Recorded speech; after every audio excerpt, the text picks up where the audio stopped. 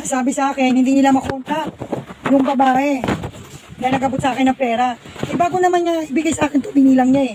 Alam niya to, sabi ko doon sa nagtatrabaho doon sa loob ng Cebuana, inside job to, na baka imposible po na mapasukan kayo ng peke na pera. Tsaka umaga ako kukuha ng pera, kabubukas lang nila nun. Isang kababayan natin ang nakatanggap ng peking pera di umano na halagang 1,000 ayon sa kanyang video na ito ay padala ng kanyang mister na isang OFW. So panoorin natin at sana ito ay maging isang babala, awareness sa mga kababayan natin na may mga mahal sa buhay na kanilang tinatanggap ang kanilang mga padala na mag-ingat kayo para sa ganon hindi kayo matulad o magaya sa isang kababayan natin na naisahan nakatanggap ng peking pera. Let's go! Awareness po sa lahat po ng mga OFW na nagpapadala ng remittance sa pakisabi niyo po sa mga mahal niyo sa buhay na mag-ingat po sila sa pagkuha nila ng pera, lalo na po sa Cebuana.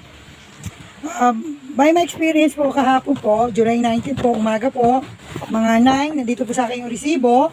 Ito po yung resibo, tsaka yung oras. So, tinabi ko yung 15,000, daluhul ko po sa account ng mister ko. At ang sabi ng teller, peke po daw. So, may binigay ang Cebuana sa akin na isang tauhan nila doon na peke yung 1,000. Awareness lang po itong ilulog ko sa Facebook para po mag-ingat po ang bawat isa po sa atin. Dahil na po ako, marami akong kaibigan sa Middle East, may kaibigan sa UK, sa Canada, sa Amerika, sa France. So, awareness po to. May kaibigan po ako sa Qatar, sa Saudi. Ito po, binigay sa akin ng Cebuana, peke daw po to, sabi ng teller ng PS Bank. Ihulog ko sana to sa PS Bank, doon sa account ng Mr. ko. Yan po, hindi po natuloy, oh. Ito, tatakpan ko na yung pangalan ng asawa ko. Ito po, ang transaksyon sa bangko. Ngayon po to, yan po. Kung makikita nyo, 15,000. Ihulog ko po sana sa account. Hindi po natuloy. Kasi peke po. Ngayon napunta po ako ng Cebuana. Sabi sa akin, hindi nila makontak yung babae na nagabot sa akin ng pera. Eh bago naman niya ibigay sa akin to, binilang niya eh. Alam niya to, sabi ko doon sa nagtatrabaho doon sa loob ng Cebuana, inside job to, na baka imposible po na mapasukan kayo ng peke na pera. Tsaka umaga ako kukuha ng pera, kabubukas lang nila nun. So, tapos may policy daw sila na pag lumabas na raw, hindi na raw nila sagutin. Bakit isagutin sa kanila lang nakapag-transaksyon? Sabi ko sa kanila, ba't hindi sinasagot ng babae yung call nyo? Anong ibig sabihin nun? Na-guilty siya, alam niya peke yung pera. At bago niya ibigay sa akin, bibilangin niya yan. Isa-isa. So alam niya yung peke yan. Nagkataon lang na hindi ko tinapon yung resibo. Sabi ko, ingat lang po, kaya gusto ko ito i-share sa Facebook. Awareness to sa mga kaibigan ko, sa mga kamag-anak kong mga nasa ibang bansa, na yung papadala nila pera dito sa Pilipinas, mag-ingat po sila sa pagkuha nila lalo sa Cebuana. Tingnan po nila isa-isa. Dahil ang hirap mag-complain sa kanila. Mahirap ipalitan yung pera. Bahala. Tapos, kailangan mo mag-report, maganda sa kanila. Awareness lang po to. Ingat po sa lahat. Nakukuha ng pera sa Cebuana. Ingatan nyo po. Dahil na ang pera sa abroad, hindi po pinupulot. Alam ko po yan dahil galing din akong Middle East. OFW po ako dati. Ingat lang po to. Ito, peking 1,000 galing Cebuana na nakuha ko kahapon. July 19. 9 ng umaga kinuha ko to sa inyo. Shoutout dito sa babae na to nagbigay, oh. Ito. Anong ano to pa ito? Rodete Charisma. Oh, ikaw nagbigay ng pera sa akin. Ipopost ko yung mukha mo sa Facebook. Scammer ka na Cebuana. Ipopost ko yung mukha mo. Nakapanggigil kanina na high blood ako sa Cebuana. 1,000 to, malaking, kung sa mayamang, mali talagang 1,000 sa akin, malaking halaga itong 1,000 na ginawa mo sa akin.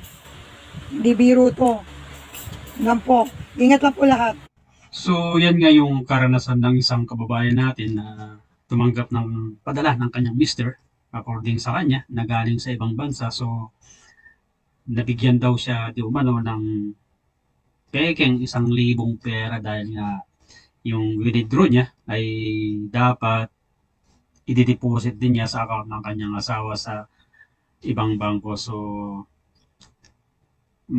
kung babasihan natin yung kwento ng kabayan natin, ay umaga naman daw siya na nag-withdraw, kabubukas lang nila. Tapos yun nga, sabi niya, binibilang din niya yung pera. Tapos meron din siyang sinabi na mayroon hindi daw nila makontak yung di masyadong malinaw, di ba? Yung nagbigay sa nakuhanan nila ng pera. So it means, baka mayroon ng nag-deposit na ibang tao, tapos yun ang ibinigay sa kanya, or ano sa pagkakaintindi yung mga kababayan, yung mga explanation ni isang kababayan natin, na tama naman siya na yung sabi din niya na napaka-imposible na mapasukan sila ng taking pera dahil meron, lalo na lalo pag may mga padala yung mga big bills, eh meron silang ah, yung tinatawag na machine, pag tinitingnan nila kung yung pera ba ay peke o genuine, di ba? So,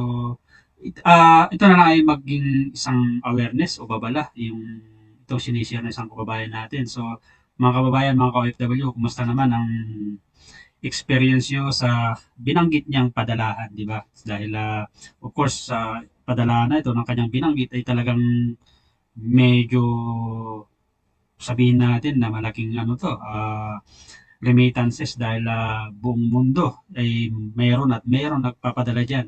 So, kasiraan ng padalahan na ito, kung itong claim ni kabayan ay dahil nabanggit na niya, inside job, so mahirap magparatang, di ba na of course ito ay maging kasiraan itong padalahan na to.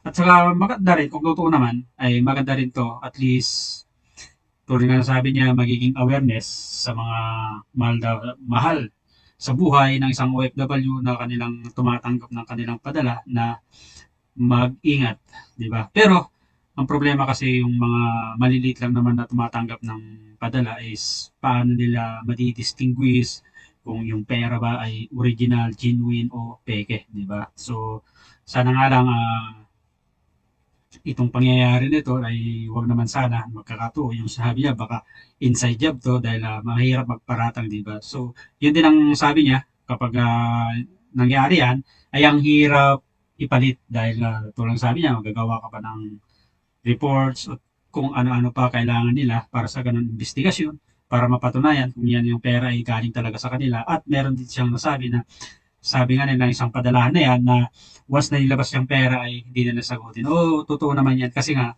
once nakalabas nga, hindi mo na alam kung pwedeng palitan yan o ano pa man, di ba? So, sana ito ay maging ano lang, awareness na sana itong padalahan na to ay sa action na naman ito kasi nga tulad ng sabi ko, talagang maraming nagpapadala dyan buong mundo kasi nga maging malaking kasiraan nito sa industriya ng padalahan, remittances.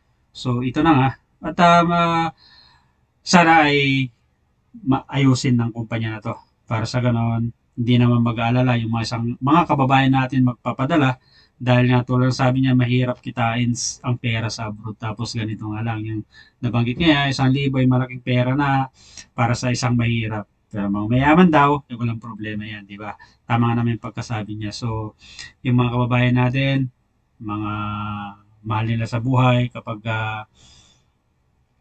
tinatanggap nyo yung mga padala ng iyong mga mahal sa buhay, eh mag-search na rin kayo kung paano kilatisin ng genuine o isang peking pera. At least, para maiwasan ito kung kayo man ay tatanggap ng pera. So sana mag-isang aral, babala, sabi nga nung isang kabayan natin na awareness itong kanyang senior sa social media. At sana yung padala na to ay ayusin naman to at least. Ito lang sabi ko, dahil ako bilang isang OFW din, dyan din ako nagpapadala.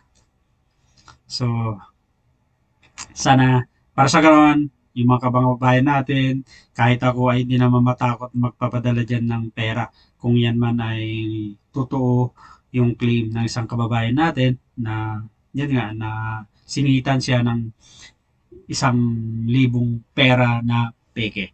So maraming salamat mga kababayan, mga ka-OFW, pa-comment below kumusta naman ang yung karanasan sa pagpapadala ng pera sa nabanggit na remittances o padalahan. Again, maraming salamat sa iyong pagsama. At ako pala si Ronnie, kasalukuyang OFW dito sa bansang Kuwait. Pasupport naman ang channel ko. Like, share, and subscribe at kita-kits sa mga sunod kong videos. Have a nice and great day to all of you. Stay humble. Peace. Bye.